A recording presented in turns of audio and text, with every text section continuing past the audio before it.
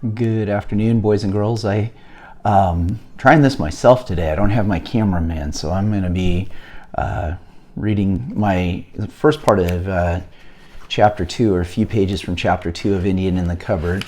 So I want to make sure that hopefully everything's going to be a little backwards if you see it, because I've got the selfie camera on. So chapter 2 is called The Door is Shut.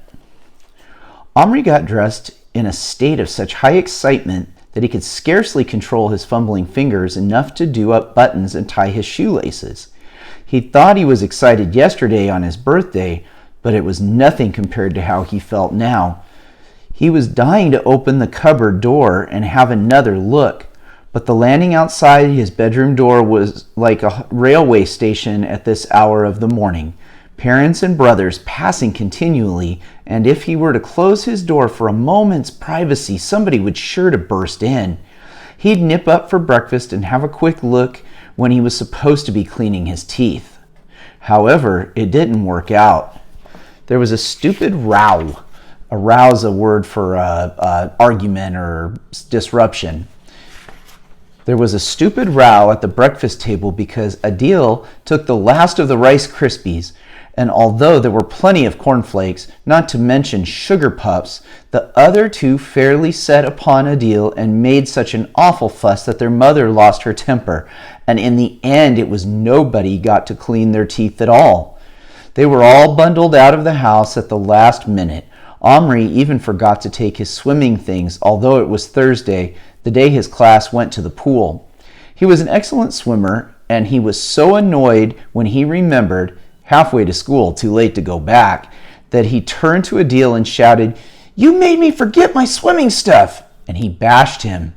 That naturally led to all of them being late for school and furthermore arriving in a very grubby condition.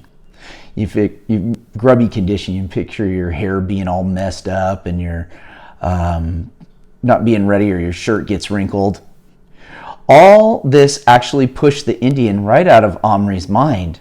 But the minute he set his eyes on Patrick, he remembered, and not for one single second for the rest of the day was that Indian out of Omri's thoughts. You may imagine the temptation to tell Patrick what had happened. Several times Omri very nearly did tell him, and he couldn't help dropping a number of tantalizing hints. "Your present was the best thing I got." Patrick looked rather astonished. "And I thought you got a skateboard."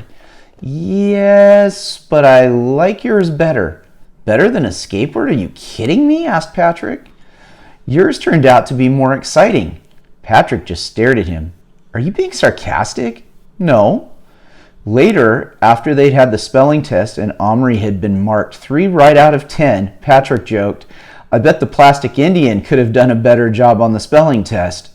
Unwarily, Omri replied, "Oh, I don't think he can write English. He can only just speak."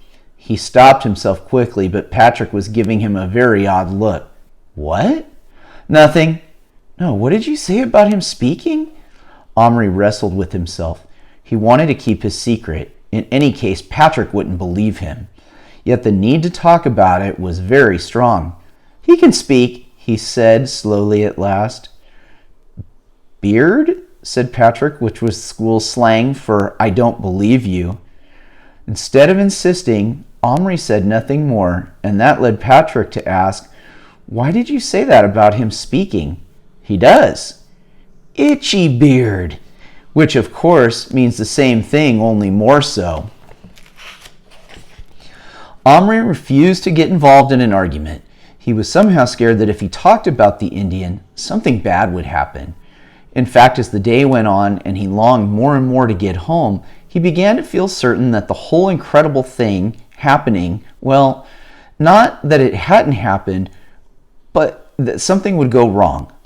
All his thoughts, all his dreams were centered on the miraculous, endless possibilities opened up by a real, live, miniature Indian of his very own. It would be too terrible if the whole thing had turned out to be some sort of mistake. After school, Patrick wanted him to stay on the school grounds and skateboard. For weeks, Omri had longed to do this, but had never had his own skateboard till now. So it was quite beyond Patrick's understanding when Omri said, "I can't, I have to go home." Anyway, I didn't bring it. Why not? Are you crazy? What do you have to get at home anyway?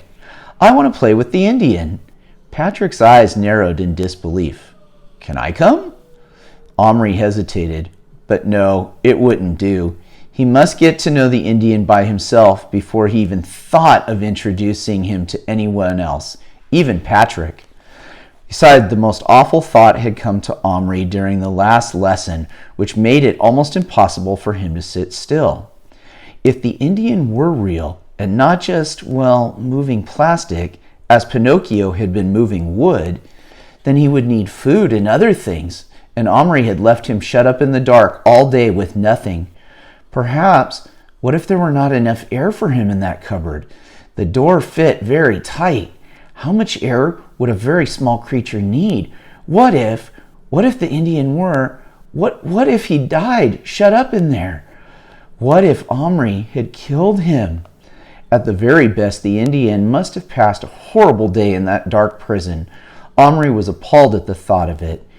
Why had he allowed himself to be drawn into that silly row at breakfast instead of slipping away and making sure the Indian was all right? The mere thought that he might be dead was frightening Omri sick. He ran all the way home, burst through the back door, and raced up the stairs without even saying hello to his mother. He shut the door of his bedroom and fell on his knees beside the bedside table. With a hand that shook, he turned the key in the lock and opened the cupboard. The Indian lay there on the cupboard floor, stiff and stark. Too stiff? That was not a dead body. Omri picked it up. It was an it, not a he anymore. The Indian was made of plastic again. Omri knelt there, appalled, too appalled to move. He had killed his Indian or done something awful to him. At the same time, he killed his dream of all the wonderful, exciting, secret games that had filled his imagination all day. But that was not the main horror. His Indian had been real, not a mere toy, but a person. And now here he lay in Omri's hand, cold, stiff, lifeless. Somehow, though, Omri's own fault. How had it happened? I'm going to leave off right there. So the last time I forgot to do my homework. I'm going to do something real quick. I asked about a horse chestnut. Did anybody check that out? I'm going to do a quick Google real quick and see if I can find what that was. Let's see. Horse chestnut.